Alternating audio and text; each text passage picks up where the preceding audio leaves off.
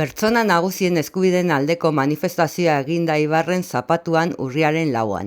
Agijupenz, Eibarko duintasuna, Eibarko pentsionisten taldea, Eibarko emakume pentsionistak, berrarmatzearen aurkako intsumisoak, Eibar Palestinarekin eta Eibarko gerrarik ez elkarteek deituta. Adinekoen nazioarteko egunaren harira egindako mobilizazioan hauek izan ziren aldarrikapenak. Pentsioetan genero arrakalarik ez egotea, gutxieneko pentsioa lanbiden arteko gutxieneko soldataren parekoa izatea, kalitatezko osasungintza publikoa eta gerrarik ez egotea eta gastu militarrak gizarte zerbitzuetara bideratzea.